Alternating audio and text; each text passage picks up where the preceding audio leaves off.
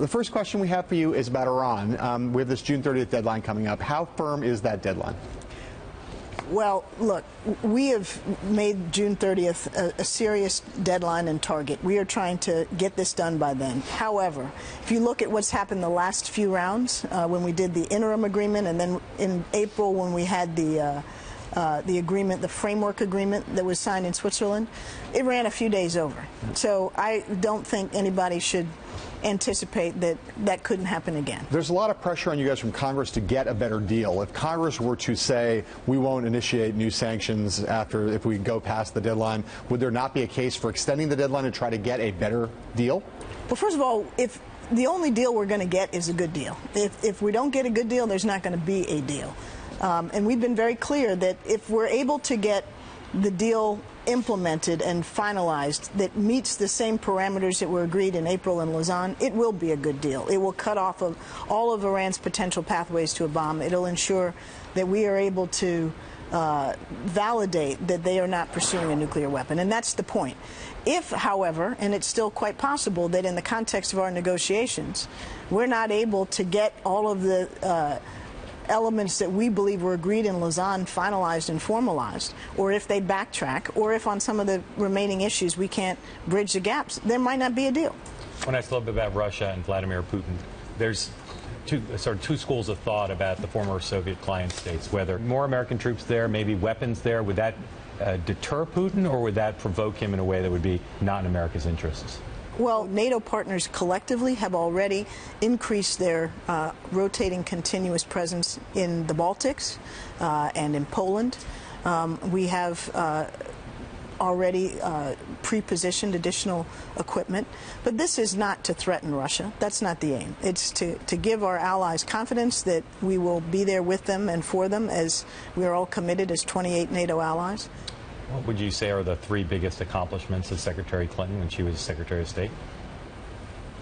Well, I think, first of all, you'd have to put them in the context of the administration's accomplishments. Anything that she participated in a meaningful way? She participated in everything that we did in the first term in a meaningful way. Well, first of all, in the first term, we were able to bring to conclusion 2 long and costly wars in Iraq and Afghanistan. And she was very much involved in supporting those transitions. In the president's first term also, we initiated and now have sustained what we call the rebalance to Asia, the Asia-Pacific, where we have substantially increased our security commitment, our economic engagement. We've been, as you well know, negotiating the Trans-Pacific Partnership Agreement. To bring that to fruition, we're looking forward to obtaining trade promotion authority from Congress. That's another significant accomplishment. And then, since you asked specifically about Secretary Clinton, I mean, she, along with the president, was very much engaged in some of the signature development initiatives of this administration that I think, when all is said and done, will be things we look back on with a great deal of pride.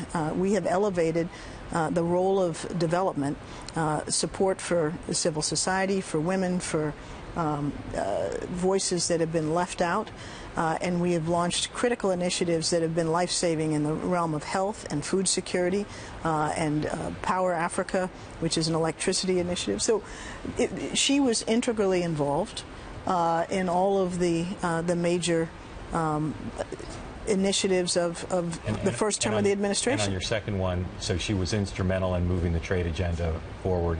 No, she was instrumental in formulating and implementing the rebalance to Asia, right, of which the Trans-Pacific Partnership is a part. Now, in the years since she's left, Ambassador Froman, who's our trade representative, has been leading the effort to get that deal done. It's almost done, and when it's done, we'll obviously want to be able to submit it to Congress for their approval in the vein of trade promotion authority. We don't have that much time left in this administration, and one of the core promises the president made before he came in was that Gitmo would be closed. By the time President Obama leaves office, will Gitmo be closed, or will it remain open?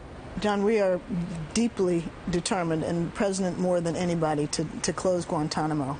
It's going to be a very heavy lift, but we're going to do everything we possibly can to get that done. And what does that entail at this? What has not been done over the course of this administration that could have been done, or what's left to do that will get that Well, what accomplished? has been done is we have managed to transfer the prisoners that have been cleared for transfer, tens of them, to third countries where we have confidence in the assurances we've received that they will be adequately monitored. And so the population of Guantanamo is down substantially from the beginning of the administration. There are more that have been cleared for transfer that we want to be in a position to repatriate to or return, resettle to third countries. And then there's a hard core that will remain that we believe are too dangerous to be transferred. We've unfortunately had great difficulty with Congress that has imposed additional restrictions at various points, and at some point they've made them harder, sometimes they've eased them up a little bit. And what we really would like is to work with Congress to arrive at an understanding as to how to reach a final disposition, particularly for those hardest cases. But in the end, there is no actual assurance that this will get done by the time President Obama leaves office.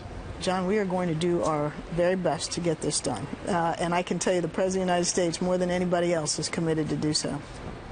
Okay. Susan Rice, thank you very much. Good to be with you. Thanks for having me.